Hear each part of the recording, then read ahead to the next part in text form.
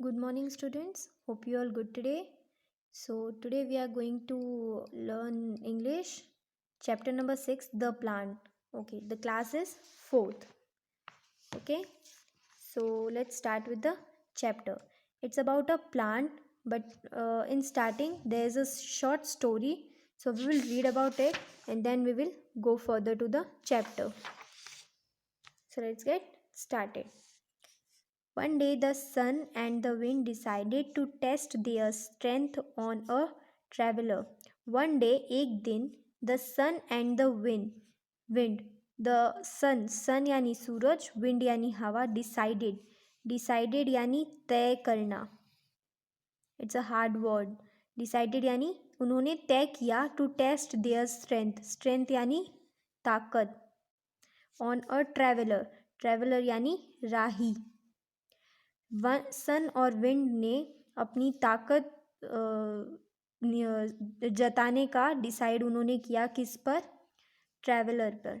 They said that the one who would make the traveller take off his coat would be the winner. उन्होंने कहा कि जो भी इस ट्रैवलर को अपना कोट उतारने पे मजबूर कर देगा वो विनर होगा. The wind began to show its strength. It blew with full force यानी पूरे ज़ोर के साथ. जो विंड है उसने अपना स्ट्रेंथ दिखाना शुरू कर दिया और वो पूरे फोर्स के साथ ब्लू यानी बहने लगी, हवा बहने लगी. The traveller wrapped its coat tightly around himself. wrapped यानी अपने आप पे लपेटना. तो जो ट्रैवलर था उसने जो अपना कोट था वो और ज़्यादा टाइटली अपने आप पे लपेट लिया. The wind increase its force but instead of taking off his coat the traveller wrapped it even more tightly. और जब विंड ने उसका फोर्स इंक्रीज यानी और बढ़ाया तब इंस्टेड यानी के बजाय उसने अपने कोट उतारने के बजाय अपना जो कोट वो और ज़्यादा टाइटली wrap कर लिया. wrap यानी वही मैंने आपको जो कहा लपेटना. The wind gave up the sun took its turn. The wind ने फिर जो हार मान ली. गेव अप यानी उसने हार मान ली. The sun took its turn. फिर सन की बारी आई. It smiled warmly. सन ने वार्मली यानी गर्माहट से सिर्फ मुस्कान दी. The warmth spread. वार्मथ यानी जो गर्माहट थी, स्प्रेड यानी फैल गई. The traveller felt the warmth and took off his coat. फिर जो ट्रैवलर था उसको गर्माहट महसूस हुई तो उसने कोट उतार दिया. So this was the small story. So let's check out these questions. What do you think can help you to achieve your goals? Force or warmth? So it will be written as warmth. Okay. Do you think being rigid and proud helps anyone in life? So it's a no, because not every time rigid and proud helps anyone in life. So moving further to the chapter. The chapter is about a plant. So let's read it out. At the edge of the forest stood a big tree. Edge किनारा. एक जंगल के किनारे एक बड़ा tree खड़ा हुआ था, मतलब एक बड़ा ट्री था. Its branches spread out majestically and so did its root. Majestically यानी बहुत ही ज़्यादा महान.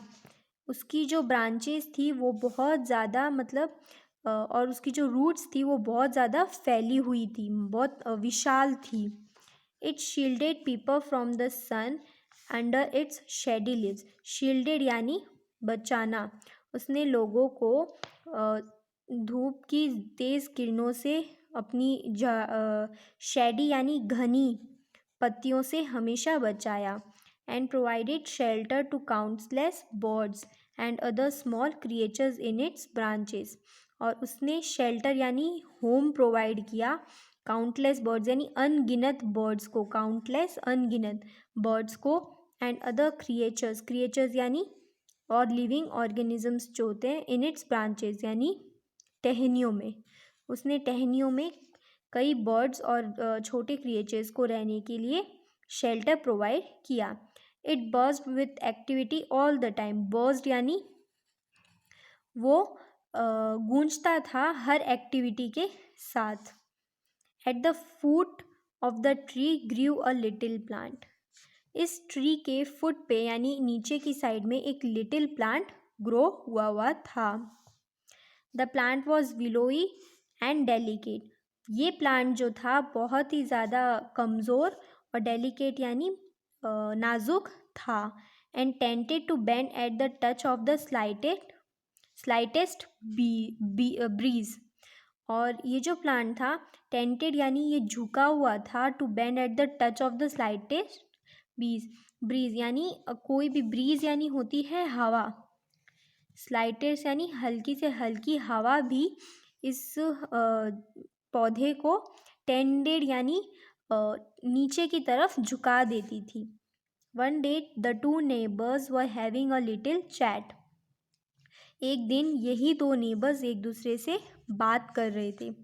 Well little one, said the tree to the plant, why do you not plant your feet deeply in the ground and raise your head boldly in the air.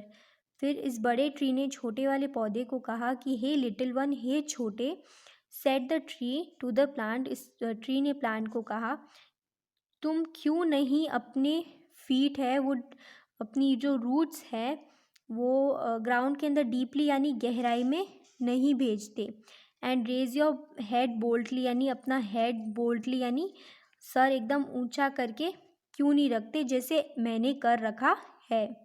सो इसके आगे plant ने उसको क्या कहा, we will read it next time in the next part. Hope you all like it. Thank you.